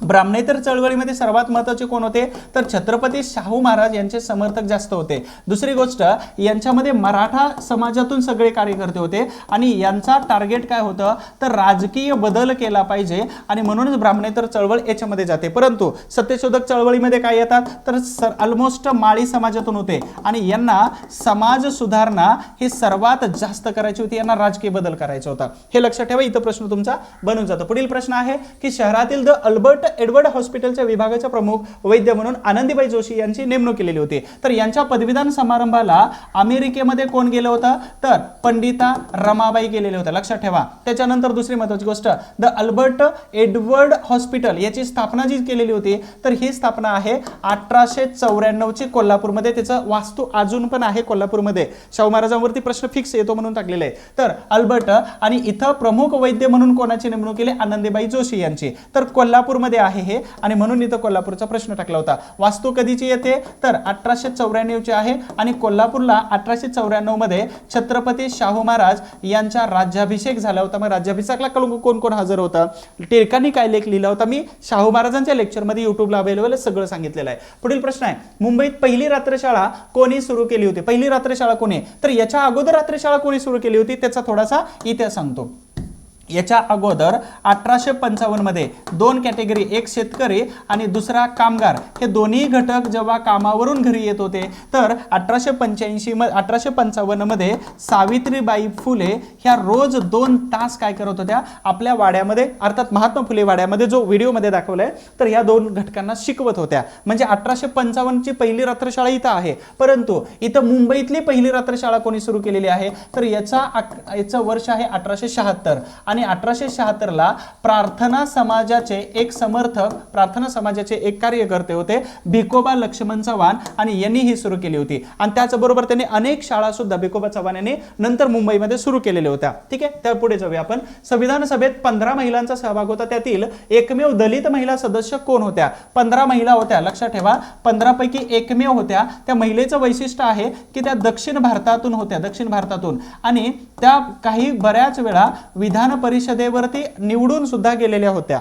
परंतु 15 महिला ज्या होत्या तर त्याच्यामध्ये रेणुका रे होत्या, मालती चौधरी होत्या, राजकुमारी अमृता कौर होत्या. तर या कोणत्या खात्याच्या मंत्री होत्या तुम्ही पटकन कमेंट बॉक्स मध्ये सांगा. आणि दुसरी गोष्ट, लाईक करा, सबस्क्राईब करा, याला विसरू नका आणि तुमच्या मित्रांना शेअर करायला पण विसरू नका, कारण तुम्हाला नोटिफिकेशन पुढच्या लेक्चरचं येऊन जातं. ठीक आहे. त्यानंतर दक्षिणी वेल, आता इथं तुम्हाला दिसत नाही की या दलित असतील किंवा अस्पृश्य असतील, परंतु दक्षिणी वेलापियुदन या महिला आहेत ह्या पहिल्या. आता तुम्हाला अजून एक सांगतो, हे कुठं मिळून जाणार आहे 15 महिलांची यादी. तर एक चॅनल आहे बघा, @ लक्षात ठेवा, @पॉलिटी फॉर ऑल या चॅनलवरती तुम्हाला ते मिळून जाणार आहे. राज्यशास्त्राचा चॅनल आहे, याच्यावरती एक फोटो बनवून टाकलेला आहे बघा, पॉलिटी फॉर ऑल. जशा पद्धतीने हिस्ट्री फॉर ऑल आहे तशा पद्धतीने पॉलिटी फॉर ऑल. याच्यावरती म्हणजे 10,000 मुलं आहेत त्याच्यावरती आणि खूप चांगली माहिती त्याच्यावरती शेअर केली जाते, सगळे क्वेश्चन्स वगैरे. तर तुम्हाला तिथं तुम्हाला हे मिळून जाणार आहे. पुढे डॉट यांनी कर्मचाऱ्यांसाठी बोनस आणि भविष्य निर्वाह निधी लागू केला होता. तर कोण असतील व्यक्ती, मंगलदास नथुबाई, BH वाडिया आहेत, त्याच्यानंतर देवजी कावजी आहेत. तर यापैकी सर्वात महत्त्वाचे व्यक्ती कोण असू शकतात, जमशेदजी टाटा आहेत. तर जमशेदजी टाटा हे त्याचं योग्य उत्तर आहे. लक्षात ठेवा, 2 वर्ष आहेत, 1917 1922. तर त्यांनी काय केलं होतं, भारतीय कामगारांना, आपल्या कंपनीमध्ये काम करणाऱ्या कामगारांना बोनस आणि त्याचबरोबर त्यांनी भविष्य निर्वाह निधी या दोन्ही फॅसिलिटी सुरू केलेल्या दिसून येतात. ठीक आहे. पुढे जाऊया आपण. क्रांतिसिंह नाना पाटील यांच्या प्रति सरकारच्या कराड गटाचे, आता कराड म्हटलं तर आपल्याला एक नदी दिसून येते, कोणती, गंगा, कृष्णा. त्याच्यानंतर इथं अजून काय काय दिसतंय तर एक संगम दिसतो आणि त्या संगमाला नाव काय आहे तर प्रीती संगम आहे. आणि या प्रीती संगम याच्यावरती समाधी कोणाची आहे तर यशवंतराव चव्हाण यांची समाधी आहे. मग कराडचं नेतृत्व कोण करणार आहेत, सिंपल लॉजिक आहे, यशवंतराव चव्हाण करणार आहेत. मग कलश कोणी आणलेला होता, महाराष्ट्र स्थापनेचा कलश कोणी आणला होता? यांनीच. त्याच्यानंतर पुणे मुंबई हायवेला नाव काय आहे? यशवंतराव चव्हाणांचं. त्याच्यानंतर 1956 मध्ये द्विभाषिक राज्याचे पहिले सीएम कोण होते? यशवंतराव चव्हाण होते. त्याच्यानंतर 1960 मध्ये मुंबईचे पहिले सीएम कोण होते? यशवंतराव चव्हाण होते. पहिले उपपंतप्रधान कोण होते? उपपंतप्रधान यशवंतराव चव्हाण होते. आणि अशा प्रकारे यशवंतराव चव्हाण हे या प्रश्नाचं उत्तर येतं. अजून एक आहे की या गटाचं कुंडल, क्रांतिसिंह नाना पाटील यांच्या प्रति सरकार कुंडल या ठिकाणी प्रशिक्षण होत होतं. कुंडलमधून एक विद्यार्थी आहेत, तिथं जर काय असेल तर फोटो पाठवा, आपल्या चॅनलवरती तुमच्या नावाने शेअर करू आपण. आता परवा काय झालं, लक्ष्मी रोडवरती मी 1000 वेळा सांगितलं होतं की रमाबाई रानडे यांनी सेवा सदन सुरू केलेलं होतं है ना. आणि त्या सेवा सदनला लक्ष्मी रोडवरती कोणीतरी शॉपिंगला गेलं आणि त्यांनी ते दिसलं सेवा सदन, नवीन बोर्ड लावला, तो फोटो काढला आणि तुम्हाला पाठवला. म्हणजे भारी वाटलं की इतिहास परत एकदा माझाही जागा होतो आणि तुम्हाला पण क्लिक होतं की त्या ठिकाणावरती गेल्यानंतर. मग त्या ठिकाणी गेला तुम्ही, इथं सांगितलेले तेवढे असतात ठिकाणं महत्त्वाचे, की फोटो मात्र पाठवा, म्हणजे तुम्हाला पण जागा होतो इतिहास आणि मला पण लक्षात राहून जातं. पुढे जाऊया आपण. ऑनलाईन बॅचेस आहेत खूप साऱ्या. कंबाईन पूर्व बॅच आहे. त्याच्यानंतर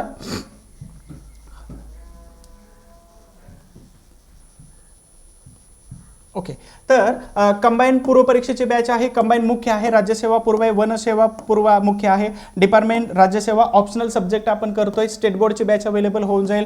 वन डे रिव्हिजन बॅच आहे. प्राचीन आणि मध्ययुगीन भारताचा इतिहास आहे. महाराष्ट्राचे इतिहास, समाजसुधारक, संपूर्ण इतिहास, पूर्ण टोटल म्हणजे एन्शियंट, मेडिवल, मॉडर्न, समाजसुधारक, महाराष्ट्र सगळा. सराव प्रश्नपत्रिकांची बॅच, त्याचबरोबर बेसिक फाउंडेशन आणि न्यू फॅक्ट म्हणजे तुम्हाला माहीतच नसतात आणि इतिहासामध्ये खूप सारे फॅक्ट अशा आहेत की जो माहीतच नसतात, आपल्यापर्यंत पोहोचत नाही, अशी सुद्धा तुम्हाला बॅच अवेलेबल होऊन जाते. एकच करायचं आहे की पास होण्यासाठी सर्वोत्तम प्रयत्न करायचे, बॅचसाठी नाही. त्यानंतर जॅक्सनच्या खुनासाठी पुढीलपैकी कोणाला फाशी दिली नाही? तर जॅक्सन कोण होता? तर जॅक्सनची ॲज अ कमिशनर म्हणून कुठं? कमिशनर म्हणून मुंबई या ठिकाणी त्याची बदली झालेली होती. परंतु किर्लोस्कर नाटक कंपनीचा एक शारदा कार्यक्रम होता. किर्लोस्कर नाटक कंपनीच्या विजयानंद थिएटरमध्ये कार्यक्रम होता. विजयानंद थिएटरमध्ये, ठीक आहे, नाशिकमध्ये तिथं असाल तुम्ही तर याचा फोटो पाठवा. तर विजयानंद थिएटरमध्ये कार्यक्रम होता. आणि एक गोष्ट आहे 1909 ची, आणि ह्या कार्यक्रमाच्या दरम्यान काय झालं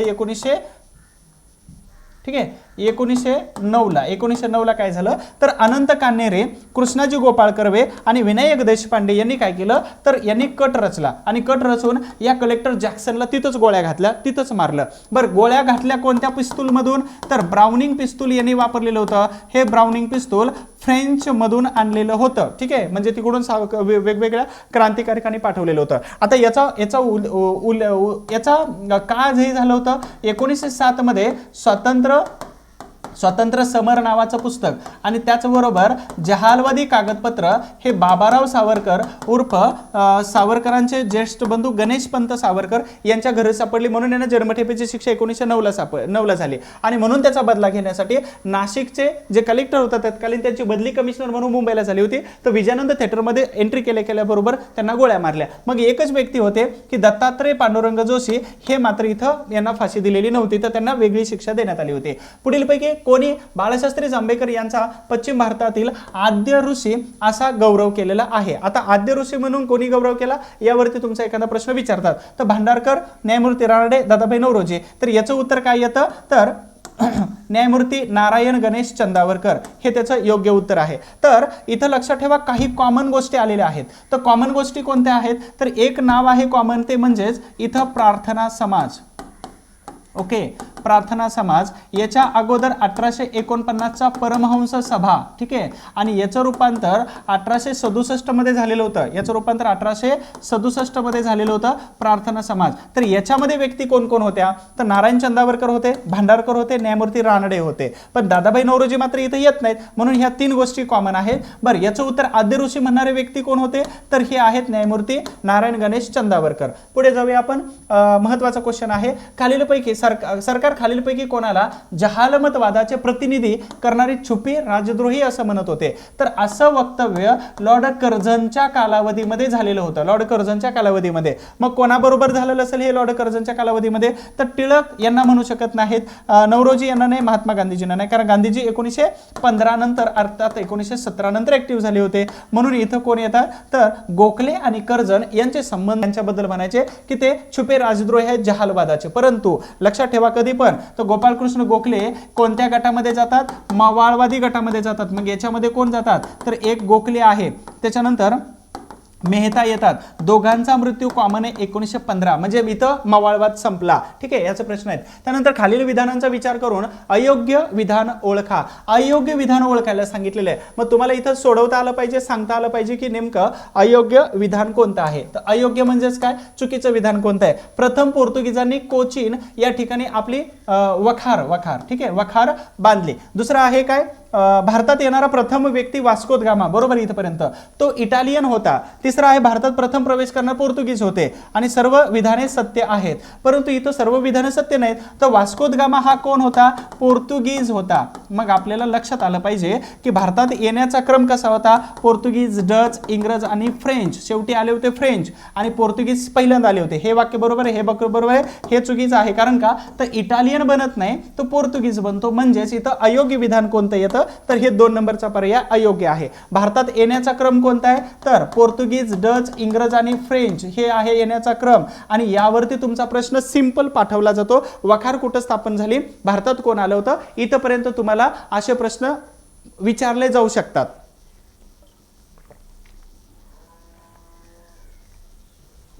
पुढील प्रश्न घेतोय आपण नंबर 35चा. स्वातंत्र्यपूर्व भारतात व्यापारी म्हणून सर्वात शेवटी कोण आलं होतं? मी आताच प्रश्न विचारला होता. याचं उत्तर सिंपल आहे. भारतात पी, डी, ई आणि EF भारतात आलेले होते. मग मला सांगा भारतातून रिटर्न जाण्याचा क्रम कसा लावता येऊ शकतो आपल्याला? तर कमेंट बॉक्समध्ये सांगा. असं सांगायचं पी, डी, EF याचा उलटा काहीतरी जोडा आणि त्याला उलटा क्रम लावा की भारतातून पहिल्यांदा कोण गेलं होतं आणि सर्वात कोण. तर इथं पी जे आहे ना, तर हे सर्वात पहिल्यांदा शेवटी गेलेले आहेत. मग पहिल्यांदा कोण गेले असतील तर त्याला मात्र तुम्ही कमेंट बॉक्समध्ये टाकून द्या. तोपर्यंत तुमचा तो होमवर्क आहे. ठीक आहे. नंतर नंबर 36चा क्वेश्चन आहे की इंग्रजांनी भारतात बांधलेल्या किल्ल्यांपैकी प्रथम किल्ला कोणता होता? तर पहिल्यांदा सांगतो तुम्हाला की कलकत्ता या ठिकाणी जो किल्ला बांधलेला होता, कलकत्ता या ठिकाणी जो किल्ला बांधलेला होता तर तो आहे 1781 चा किल्ला आहे, फोर्ट विल्यम. आणि तिथं 1800 मध्ये काय सुरू झालं होतं? तर फोर्ट विल्यम कॉलेज सुरू झालं होतं. आणि यावरती आयोगाने राज्यसेवा मुख्य परीक्षेला प्रश्न विचारला होता. मी गाडी नंबर पण पाठवला होता 1800 चा. ठीक आहे, MH12 चा. कुठं थांबते तर टिळक रोडला गाडी थांबलेली असते. दुसरा जो किल्ला आहे हा, तर हा 1640 मध्ये कुठं? तर मद्रास. ठीक आहे, मद्रास आजचं चेन्नई या ठिकाणी. हा आहे 1781 चा किल्ला आहे. त्याच्यानंतर हा जो डेव्हिड आहे तर हा 1758 च्या दरम्यान बनवला होता. कुठं? तर मद्रास पासून 100 मैलाच्या अंतरावरती आहे. कुल्लीगुडू नावाचं एक ठिकाण आहे तिथं. आणि अशा प्रकारचं काहीच नाही. म्हणजे सर्वात जुना कोणता आहे? तो सेंट फोर्ट जॉर्ज आहे. आणि याच्यावरती तुमचा प्रश्न विचारला जातो की भारतातील महत्वाचे इंग्रजांचे किल्ले कुठे कुठे होते? मग इथं हैदर अली अटॅक कोणत्या किल्ल्यावरती केला होता? त्यानंतर बंगालमध्ये कुठं? तर हुगळी नदीच्या काठावरती हा किल्ला फोर्ट विल्यम येतो. ठीक आहे. त्यानंतर पुढे लॉर्ड कर्झनने कोणत्या साली शेतकऱ्यांना कमी व्याजाने कर्ज मिळवण्यासाठी सहकार पतपेढी कायदा सुरू केला होता? सहकार पतपेढीचा कायदा 1904 चा भावांनो. ठीक आहे. आणि 1904 मध्ये त्यांनी काय केलं होतं? सहकार पतपेढी. याच्यानंतर आता अजून एक महत्त्वाचं सांगतो तुम्हाला की सहकार डिपार्टमेंट, सहकार खातं सुरू केलेलं आहे भारत सरकारने. आणि याचे मंत्री कोण आहेत पहिले? इथं तुमचा प्रश्न चालू घडामोडीला एखादा विचारला जर अर्थशास्त्रामध्ये तर त्यावरती एकदा लक्ष ठेवा. बरं, इथं अजून खूप काय आहे? तर सुवर्ण प्रमाण आहे. त्याचबरोबर कलकत्ता महानगरपालिका कायदा इथं 1900 मध्ये आणला होता. 1903 ला काय सांगता येते का? तर शिमला या ठिकाणी मुस्लिम या सगळ्या नेत्यांना त्याने एकत्र बोलवलं आणि याचा परिणाम म्हणजे 1906 ला ढाका या ठिकाणी मुस्लिम लीगची स्थापना झाली होती. ठीक आहे. आणि 1908 ला मुजफ्फरपूरचा कट खटला आहे. त्याचबरोबर ही खूप महत्त्वाच्या घटना एक प्रत्येक वर्षी सांगितल्या. मध्य घेण्यापेक्षा मी मृत्यू पत्करेन हे बोल खालीलपैकी कोणत्या समाज सुधारकाचे आहेत?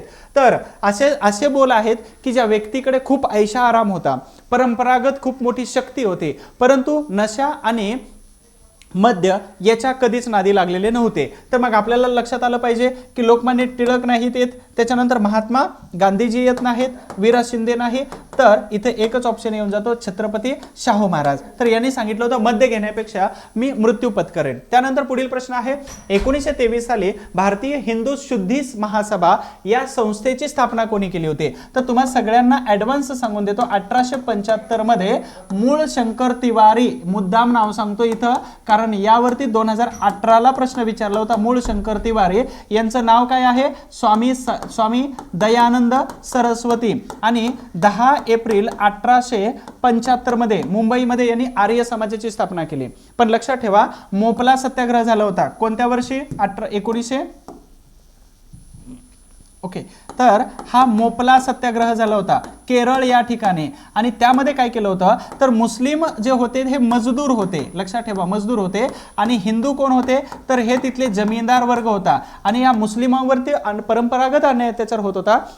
आणि त्याच्यामुळं परंपरागत अन्याय अत्याचार होत असल्यामुळं ओके तर या मुस्लिमांनी हिंदू जमीनदारांवरती खूपच मारहाणीचा प्रकार होत होता, म्हणजे इथं हत्याकांड होत होते. आणि अशा परिस्थितीमध्ये मुस्लिमांनी या हिंदूंना ऑफर दिली की तुम्ही जर धर्म परिवर्तन जर केलं तर मात्र तुम्हाला काय केलं तर जीव वाचू शकतो. आणि म्हणूनच इथं काय केलं होतं तर धर्म परिवर्तन केलेली जेवढी लोक आहेत जे हिंदूमधून मुस्लिम झालेले होते तर त्यांच्यासाठी स्वामी श्रद्धानंद सरस्वती यांनी काय केलं तर शुद्धी महासभा म्हणजे शुद्धीकरणाची चळवळ इथं सुरू केलेली दिसून येते आपल्याला, शुद्धीकरणाची चळवळ. आणि ती केली होती स्वामी श्रद्धानंद सरस्वती यांनी, खूप महत्त्वाचे आहे. परंतु 1926 मध्ये त्यांची हत्या केलेली होती. आणि त्याचबरोबर जामा मस्जिदीवरती भाषण देणारे तेच पहिले व्यक्ती आहेत. जागतिक युद्ध परिषदेत भारतीय महिलांचं प्रतिनिधित्व खालीलपैकी कोणी केलेलं होतं तर अवंतिकाबाई गोखले, हंसा मेहता, स्वामीनाथन आहेत, लक्ष्मी स्वामीनाथन. तर याच्यामध्ये न्यायमूर्ती रानडे यांच्या ज्या पत्नी आहेत तर या पत्नी म्हणजेच रमाबाई रानडे, तर यांनी काय केलं जागतिक परिषदेमध्ये महिलांचं प्रतिनिधित्व केलेलं होतं. जेव्हा लोकमान्य टिळक तिथं गेलेले होते तर त्या टिळकांना जहालवादी म्हणून अनेक भारतीय लोकांनी तिथं टीका केली आणि म्हणून त्यांना काढता पाय घ्यावा लागलेला दिसून येतं. अवंतिकाबाई गोखले असायला पाहिजे होतं परंतु इथं जोशी दिलं. आता अवंतिकाबाई गोखले यांच्याबद्दल जर सांगायचं म्हटलं तर लोकमान्य टिळक यांना काय म्हटलं होतं की आम्हाला महाराष्ट्राची सरोजिनी नायडू मिळालेली आहेत. कोणत्या क्रांतिकारकाचा जन्म अहमदनगर जिल्ह्यातील पारनेर या तालुक्यामध्ये झालेला होता. तर यांचं उदाहरण सांगायचं म्हटलं तर बॉम्ब बनवण्याची कला ते शिकून घेतले होते, इंजिनिअरिंगची फेलोशिप मिळवून ते फॉरेनला इंजिनिअरिंग करायला गेले होते. त्याच्यानंतर इथं मावळमध्ये सत्याग्रह केला होता आणि 54 गावं पाण्याखाली जाणार होते म्हणून टाटा पॉवरच्या विरोधामध्ये त्यांनी सत्याग्रह केलेला होता. अजून काही महत्त्वाचं सांगता येऊ शकतं आपल्याला तर 1947 मध्ये जेव्हा भारत स्वतंत्र झाला तर पुण्याच्या कलेक्टर ऑफिस समोर जर ज्यांनी झेंडा फडकवला तर ते व्यक्ती इथं वर्णन आहे. त्याच्याबरोबरच अजून आपल्याला सांगता येऊ शकतं की यांनी रशियन एका व्यक्ती महिलेबरोबर त्यांनी ट्रान्सलेट बॉम्ब बनवण्याचे डॉक्युमेंट ट्रान्सलेट करण्यासाठी त्यांच्याबरोबर ओळख वाढवलेली दिसून येते आपल्याला. अजून एक आहे की आझाद हिंद फौज अर्थात आझाद हिंद फौजेचे संस्थापक सुभाषचंद्र बोस होते आणि त्यांनी सुरू केलेला जो फॉरवर्ड ब्लॉक नावाचा पक्ष आहे तर त्याचे अध्यक्ष बॉम्बे प्रांताचे हे व्यक्ती होते म्हणजे सेनापती बापट यांच्याबद्दल आपण बोलतोय. ठीक आहे. पुढील प्रश्न आहे 42 भारतवर्षीय महिला विद्यापीठ कोणी स्थापन केलेलं होतं तर जपानकडून प्रेरणा घेतली. आणि यांचे जे एक मित्र होते कोणते तर वाराणसीवरून आलेले एक मित्र होते आणि त्यांनी एक मॅगझिन आणलेलं होतं. हे मॅगझिन कोणाच्या हातामध्ये पडलं महर्षी कर्वे यांच्या हातामध्ये पडलं आणि त्यांनी जपानच्या महिला विद्यापीठाच्या धर्तीवरती भारतात भारतवर्षीय महिला विद्यापीठ सुरू केले. याचं हे पहिलं नाव आहे. दुसरं नाव आहे काय तर महिला विद्यापीठ हे त्याचं दुसरं नाव येतं, लक्षात ठेवा महिला विद्यापीठ. आणि मग या विद्यापीठामध्ये विशेष काय काय येतं तर कर्वेंबरोबर असणारे आगरकर हे जेव्हा 1893 मध्ये जेव्हा गोदूबाई बरोबर विवाह झाला तर सही करणारे आणि स्नेह भोजनाला बोलवणारे आगरकर होते. भांडारकर हे पहिले कुलगुरू होते, याच्यावरती प्रश्न विचारला जातो महिला विद्यापीठाचा. आणि परांजपे उपकुलगुरू होते, यावरती सुद्धा तुम्हाला एखादा प्रश्न विचारला जातो. 1916चं हे विद्यापीठ आहे आणि याला काय केली होती तर कित्येक लाखाची देणगी दिली होती आणि लाखाच्या देणगीबद्दल त्याचं नाव ठेवलं तर SNDT श्रीमती नाथीबाई दामोदर ठाकरसे. तर हे महिला विद्यापीठ आहे. त्याच्यानंतर पुढील प्रश्न खूप महत्त्वाचा आहे. मुंबई विद्यापीठाच्या सिनेटचे पहिले सभासद खालीलपैकी कोण येतात तर इथं sir Lord John Elphinstone, John Wilson येतात, विल्यम यार्डले येतात आणि सर जॉन कॉल्व्हिल येतात. तर मुंबई विद्यापीठाचे पहिले कोण येतात? सभासद, पहिले सभासद कोण? सिनेटचे पहिले सभासद कोण येतात? तर अशा प्रकारचं जर उत्तर तुम्हाला दिलं तर तुम्हाला सांगता आलं पाहिजे. मग हे व्यक्ती खूप महत्वाचे आहेत. इथं एका ठिकाणी कुलगुरू दिले, दुसऱ्या ठिकाणी कुलपती दिलेला आहे, तिसरे दिलेलं आहे की विद्यापीठ स्थापनेच्या अगोदरचा आयोगाचा अध्यक्ष, आणि एक सिनेट दिलेले आहे, जो 2 सिनेट असायचे. मग व्यक्ती कोण कोण सांगता येतील आपल्याला? तर एल्फिन्स्टन जे आहेत तर 1819 पासून 27 पर्यंत जो माउंट स्टुअर्ट एल्फिन्स्टन होते तर त्याचे हे पुतण्या आहेत, लक्षात ठेवा, पुतण्या.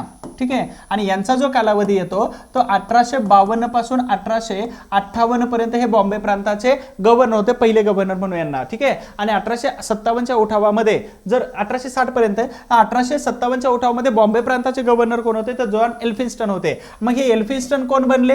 तर हे एल्फिन्स्टन कुलपती बनले, लक्षात ठेवा, कुलपती म्हणजे गव्हर्नर होते. जॉन विल्सन कोण होते? तर सिनेटचे मेंबर होते.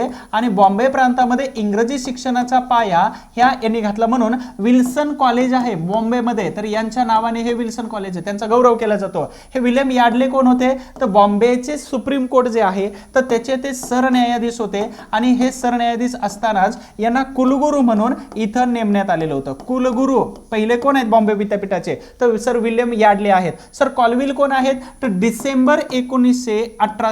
डिसेंबर 1856 मध्ये युनिव्हर्सिटी कमिशन जे नेमण्यात आलं होतं विद्यापीठ स्थापनेसाठी, तर त्या युनिव्हर्सिटी कमिशन हे सर जॉन कॉलविल यांच्या अध्यक्षतेखाली बनलं होतं. आणि 1854 मध्ये वूड यांच्या अध्यक्षतेखाली वूडचा खलिता, वूडचा डिस्पॅच किंवा the Magna carta of Indian education system तर इथं बनवलेली होती. याच्या आधारावरती हे आणि नंतर मग कलकत्ता, बॉम्बे, मद्रास आणि नंतर मग पंजाब आणि इलाहाबाद अशी विद्यापीठं स्थापन झाली. तर ही बॉडी लक्षात ठेवा, खूप IMP आहे मुंबई विद्यापीठाच्या दृष्टिकोनातून. पुढील प्रश्न आहे, मुंबई विद्यापीठाचे पहिले 4 पदवीधर सांगा. आता पहिले 4 पदवीधर आपल्याला इथं व्यवस्थित सांगता आले पाहिजेत. तर महादेव गोविंद रानडे आहेत, भांडारकर आहेत.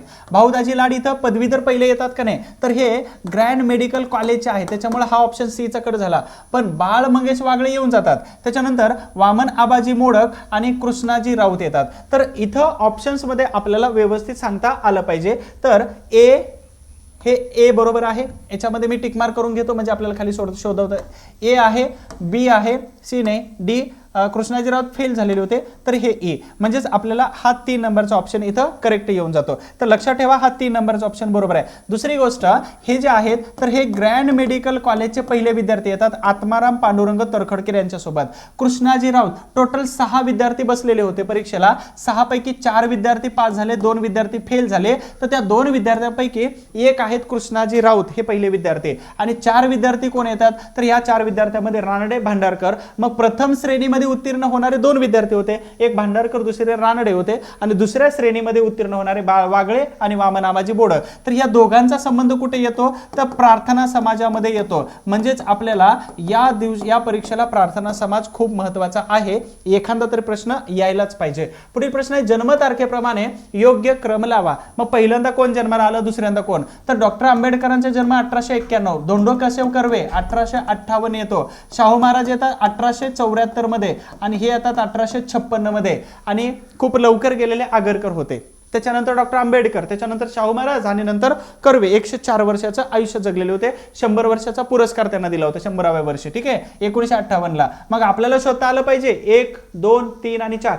म्हणजेच आपल्याला सरळ साधा सोपा पर्याय आहे 1, 2, 3 आणि 4 हे त्याचं उत्तर येऊन जातं. असाही प्रश्न तुम्हाला विचारला जाऊ शकतो, म्हणून सांगता येत नाही कधी काय होईल. अशा पद्धतीचा अभ्यास चांगला करा.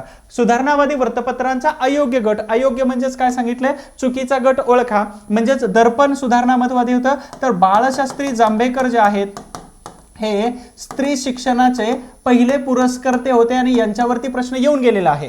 मुंबई अखबार. त्यानंतर दुसरा आहे कोण? तर प्रभाकर आहे, ज्ञानसिंधू आहे, ज्ञानप्रकाश आणि इंदू प्रकाश. तर हे ख्रिश्चन वर्तमानपत्र होतं, तरी पण पुरस्कर्ते होते सुधारणा मतवादी. यामध्ये सुधारक पण होतं, पण निबंधमाला जमतं का? नाही ना. विष्णू शास्त्री जे चिपळूणकर जे होते, तर हे विष्णू शास्त्री चिपळूणकर महात्मा फुलेंना टीका करण्यासाठी निबंधमाला वापरायचे, त्यांना टीका करण्यासाठी मग इथं सुरू झालं दिनबंधू नावाचं वर्तमानपत्र. मग 4 नंबरचा ऑप्शन आपल्याला इथं काय येतो? अयोग्य योग्य गटामध्ये येऊन जातो. चुकीचं विधान निवडा. चुकीचं विधान ओळखायचं आपल्याला. ऑगस्ट 1828 मध्ये राजाराम मोहन रॉय यांनी ब्रह्म समाजाची स्थापना केली. याला वेगवेगळ्या नावाने ओळखलं जातं. ब्राह्मो समाज, त्याच्यानंतर अजून आहे ब्राह्मण समाज. भले हा समाज सुधारणामतवादी जरी असला तरी याच्यात अस्पृश्यता मानली जात होते. केशवचंद्र सेनानं पूजा करू दिली जात नव्हते. सामाजिक आणि राजकीय आंदोलनासाठी आत्मीय सभा सुरू केली. आत्मीय सभा कधीची हो? 1815 ची आहे. पण सुरू तर केली पण राजकीय नव्हतं ना याच्यामध्ये, त्याच्यामुळे सामाजिक होतं. चुकीचं विधान आहे. ब निघाला बाहेर. पुन्हा असोसिएशन 1866 आणि 70 मध्ये पुणे सार्वजनिक सभा. गपलत होते आपल्याला लय जमतंय पण इथं वर्ष चुकीचं दिलं तर आपला कार्यक्रमच होऊन जातो. त्याच्यामुळे डोकं शांतच ठेवायचं परीक्षेचा प्रश्न सोडवत असताना. आणि जेवढं डोकं शांत ठेवाल तेवढं तुम्हाला 100% उत्तर येऊन जाईल. तर बॉम्बे असोसिएशन 1867 आहे. नाही तर 1867 आहे. म्हणजे हा विधान सुद्धा चुकलं. 66 दिलेले मी. 1867 साली केशवचंद्र सेन यांच्या प्रेरणेने, आता केशवचंद्र सेन कधी आले होते? 1864 ला मुंबईमध्ये आले होते. मग भास्कर दादोबा, त्याबरोबर आत्माराम आणि अजून एक असणारे त्यांचे बंधू आहेत दादोबा. भास्कर, दादोबा, आत्माराम ह्या तिन्ही बंधूंनी काय केलं तर प्रार्थना समाज सुरू केला. स्टेटमेंट बरोबर आहे, हे बरोबर आहे. 1873 मध्ये विश्रामरामजी घोले यांच्या अध्यक्षतेखाली सत्यशोधक समाज सुरू झाला.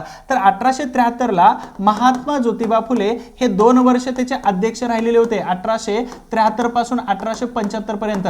75 नंतर 77 पर्यंत हे अध्यक्ष राहिले होते. हे स्टेटमेंट चुकीचे आहे. 1875 मध्ये मूळ शंकर तिवारी यांनी मुंबई या ठिकाणी काय केलं होतं? मुंबई या ठिकाणी आर्य समाजाची स्थापना केली. म्हणजेच आपल्याला उत्तर अ, ड आणि ई, सॉरी अ, ड, अ, ई. इथं पर्यायामध्ये चुकलं. अ पाहिजे होतं. अ, क, ई.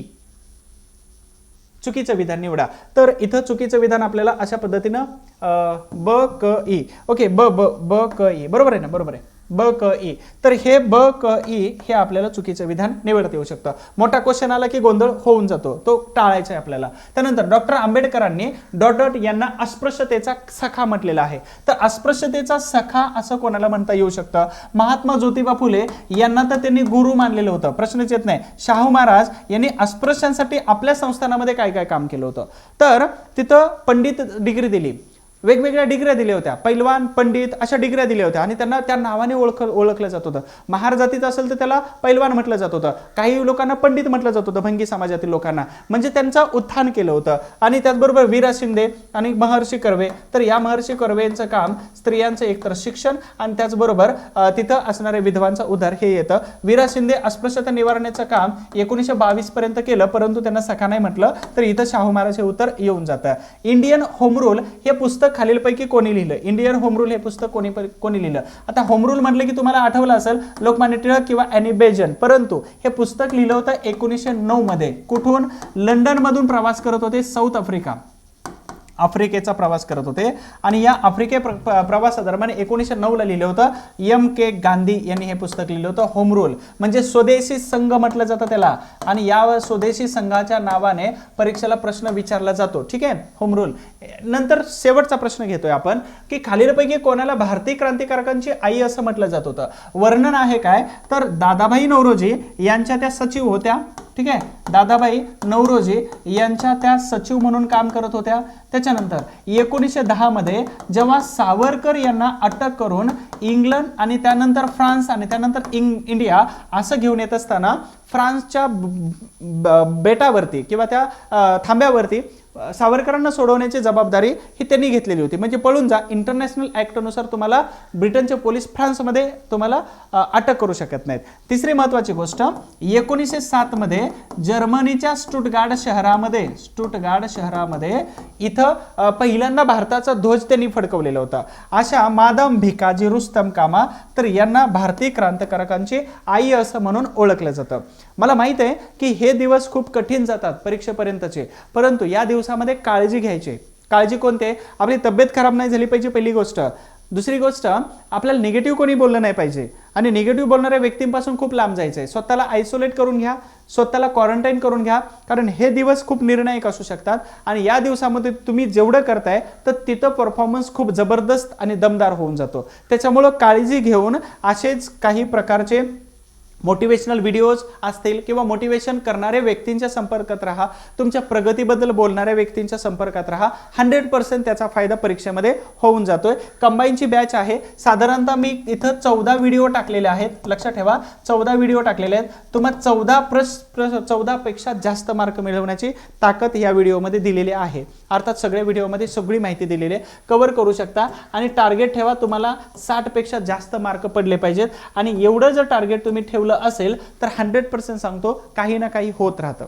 आणि याच्यामध्ये 60+ मार्क तुम्हाला घ्यायचेच आहेत, काहीही करून तुम्हाला घ्यायचे आहेत. खूप साऱ्या बॅचेस आहेत. तुम्ही ॲप्लिकेशनमध्ये या सगळ्या बॅचेस तुम्ही बघू शकता. हिस्ट्री बाय सचिन गुडिग ॲप्लिकेशन डाउनलोड करा. हा व्हिडिओ तुम्ही शेवटपर्यंत बघताय, तुमच्या मित्रांना शेअर करा. त्याचबरोबर लाईक शेअर कमेंट करायला विसरू नका की हा व्हिडिओ कसा वाटलेला आहे. त्याच्यानंतर आता मला एक छोटीशी स्टोरी, की निर्णायक दिवसामध्ये तुम्ही खूप सारे डिमोटिवेट होऊन जाता, पण गमत आहे 1906 नंतर 1930, 1930 नंतर 1941 पर्यंतची, 30 ते 1941 पर्यंत वेगवेगळ्या शॉप्समध्ये गॅरेजेसमध्ये काम करत असताना सोचिरो होंडा, म्हणजे होंडा ज्यांना आपण आज प्रत्येक रस्त्यावरती प्रत्येक देशात प्रत्येक जगातल्या देशामध्ये गाडी फिरते यांची, तर स्ट्रगल काय आहे सुरुवातीपासून. सायकलला इंजिन लावलं होतं 1941ला. सगळी त्यांची जी कंपनी होती त्यावरतीच अमेरिकेने बॉम्ब टाकला 1941च्या दुसऱ्या जागतिक महायुद्धामध्ये. सगळं समाप्त झालं. पण 1941 नंतर परत, म्हणजे त्या युद्धामध्ये जेवढे इंजिन्स त्या देशामध्ये जेवढे पडलेले होते ना, ते पडलेले इंजिन्स गोळा केले. लोकांना पब्लिक ट्रान्सपोर्ट सुद्धा मिळत नव्हते, त्यांनी लावलं सायकलला इंजिन. आणि ते वेगाने एवढं पळू लागलं की ते सायकलचं त्यांनी मोटरसायकलमध्ये रूपांतर केलं. आणि जगातील पहिली एवढे जास्त सेल होणारी कंपनी होंडाने बनवली. पहिला लोगो म्हणजे फ्लाइंग दाखवलं जातं याच्यामध्ये, है ना. आणि मग त्याच्यानंतर त्यांनी काय केलं तर गाड्यांच्या याच्यामध्ये मग टोयोटा असेल, निसान असेल, जपानमध्ये चांगल्या कंपन्या होत्या, त्यांना टफ देण्यासाठी यांनी काय केलं तर एक कंपनी होंडाची कार कंपनी सुरू केली. सुरुवातीला फेल गेली, पण त्यांनी असा पिकअप घेतला की ती काही दिवसामध्ये जगातली 3 नंबरची कंपनी बनली. म्हणजे सगळं काही संपलेलं असताना सुद्धा माणूस एकदम फिनिक्स पक्षाप्रमाणे फ्लाय करू शकतो. याचं सर्वोत्तम उदाहरण म्हणजे सोइचिरो होंडा आहेत. आणि मग यांनी जर करू शकत असतील, आणि ते पण कधी 1930 1941 जागतिक महायुद्धामध्ये एकही घर ठीकठाक राहिलं नव्हतं. माणसं मरता मरता सगळे वाचलेले होते, बरेचसे मेलेले पण होते लाखामध्ये. जर हे करू शकतात तर मग इथं 2023 मध्ये आपण एवढ्या फॅसिलिटीच्या असताना सुद्धा आपण जर करू शकत नसेल तर आपल्यासारखं दुर्दैव आपण कोणीच नाही. म्हणून माझ्याकडे मारायला वेळ नव्हता.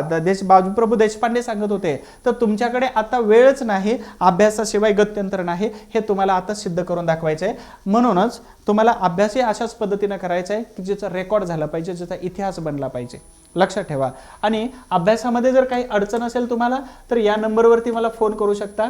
हॅपी राहा, हेल्दी राहा, कारण हे दिवस आपली तब्येत मानसिक फिजिकल सगळं खराब होण्याचे दिवस आहेत. तुम्हाला सगळ्यांना खूप खूप शुभेच्छा आहेत. त्याचबरोबर हे सगळे व्हिडिओज वगैरे बघा आणि यूट्यूबला सबस्क्राईब करून ठेवा. तुम्हाला खूप सारी माहिती तुम्हाला मिळत जाईल, नोटिफिकेशन मिळत जाईल. आणि लाईक, तुम्हाला हा व्हिडिओ कसा वाटला हे नक्की सांगायला विसरू नका, शेअर करायला विसरू नका. लाईक, कमेंट, शेअर हे सगळं तुम्हाला तुमच्याकडून अपेक्षित आहे. Thank you so much and wish all the best.